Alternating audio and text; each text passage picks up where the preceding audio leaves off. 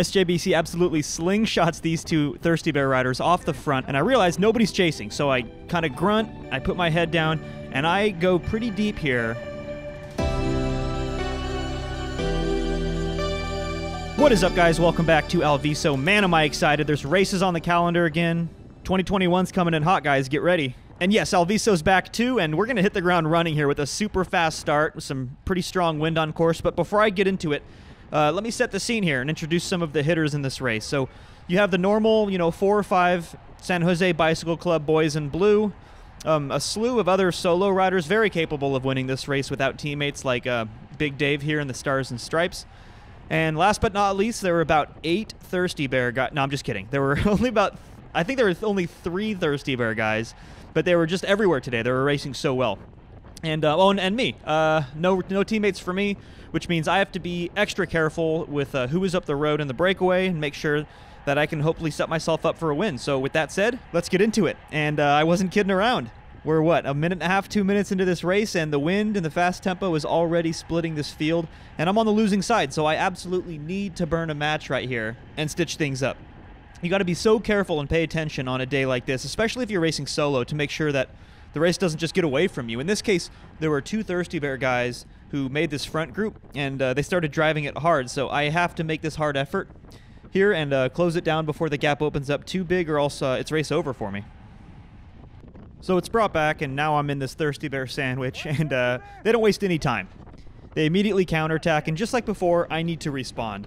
With a few riders already a handful of seconds off the front, if Brian here from Thirsty Bear makes it across, with Dave, by the way, in his wheel, and they start driving the tempo in that break, then that's really bad news for my plans to win this race, you guys. I'll be stuck chasing, and nobody likes to chase, especially with a really good sprinter in your draft like Jerome, and would you look at that in my rear cam? It's a really good sprinter named Jerome in my draft.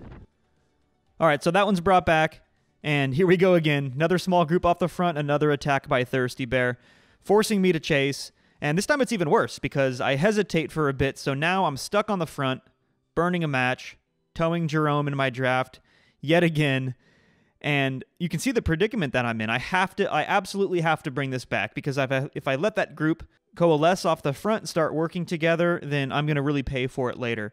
And kudos to Thirsty Bear, because this was non-stop. Them attacking, me chasing, but this is just unsustainable, right? I can't keep closing gaps like this. We're only 1 or 2 laps into this race. There's still 20 kilometers to go. This is not sustainable. I won't be able to win if they keep this up. So how do I handle this situation? Well, I definitely need to prevent the Thirsty Bear guys from continuing this pattern of attacking and forcing me to chase. So the first thing I do is a counterattack right over the top of this tired Thirsty Bear rider who was on front. And I absolutely need to break up this trio, and that's why the timing here is important. One of them was just on front, so I wanted to snap this hard acceleration and open a gap. I'm still towing Jerome around. That sucks. But again, the first thing I need to do is break up that powerful trio and the endless string of counterattacks if I want to win this race. I end up in this group of 4 with 2 Thirsty Bear riders, which isn't ideal, but it's better than all 3 of them, so I commit to it and take a couple of hard pulls.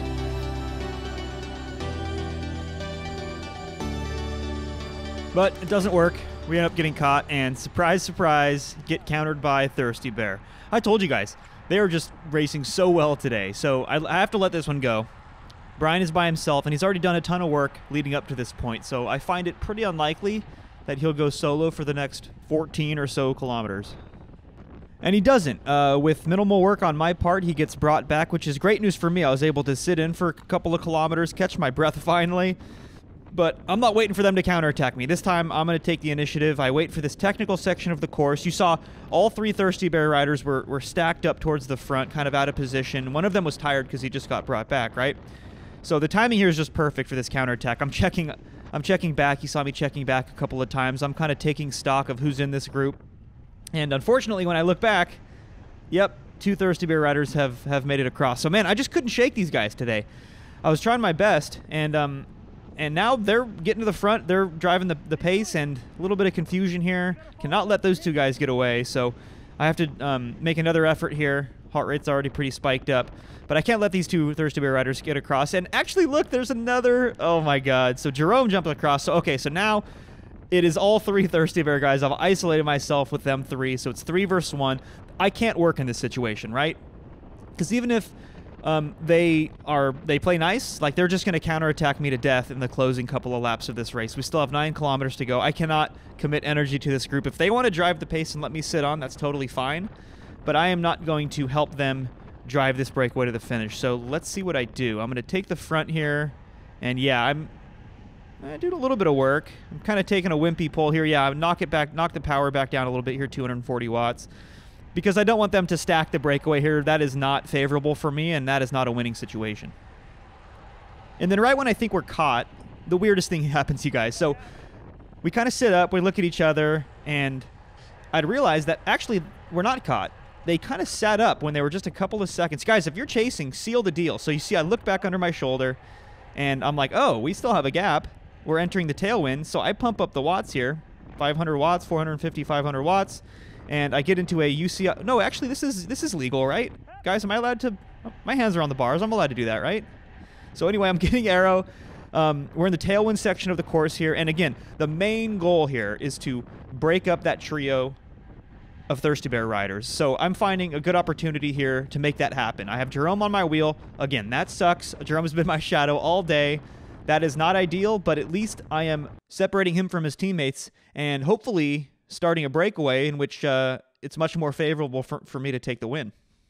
So I committed a ton of energy to this move, but it totally pays off because now I have broken up the Thirsty Bear trio and isolated their captain, Jerome. And as a bonus, here I have Timmy from SJBC, San Jose Bicycle Club, who's also made it across, which means there are 3 or 4 guys, his teammates, back in the field who won't be chasing us. And then also we have, if you look in the rear cam, we have Big Dave, who is really strong, who's hopefully going to help drive this breakaway. And then we have Dennis, also has a couple of teammates who won't be chasing back in the field. So now the composition's much more favorable for me to take the win. I feel much more confident from this group. So now that I've made this selection, really happy with the composition of this group, the only thing I need to do is make sure we stay away. So the first thing I do is get to the front and I commit to it.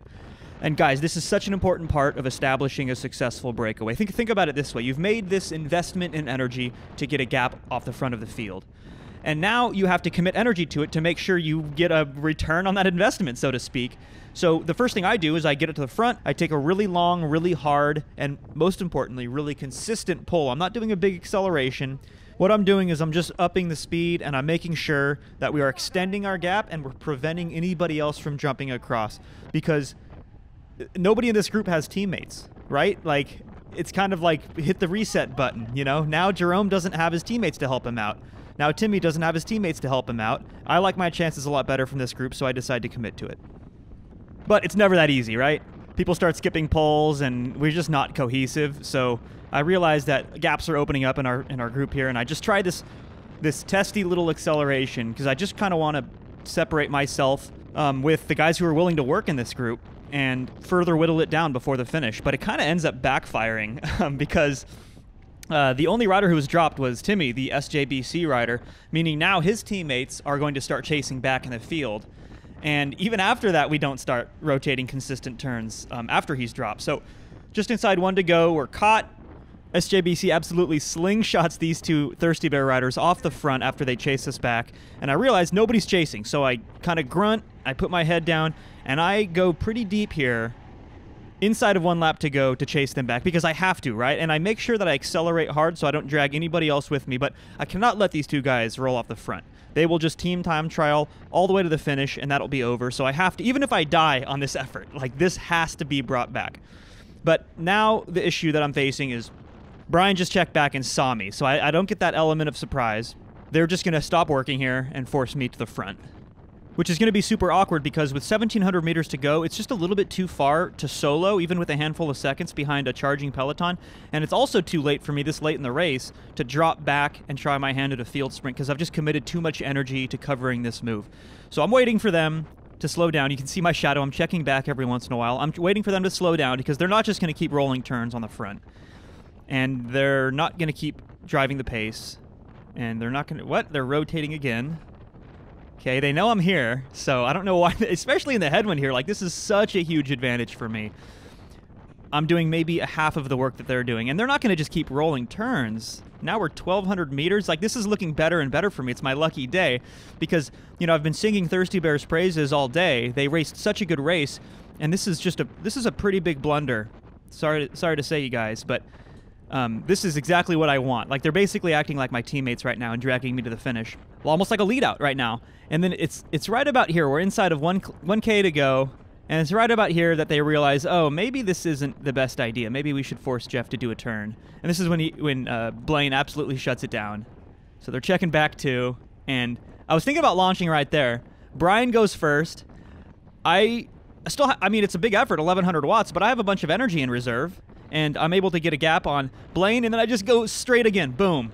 Hardest acceleration I can, just for 2 or 3 seconds. I check back. You can see my shadow again, checking back to make sure I have a gap. I do. I have a gap on Brian also, so then I settle in.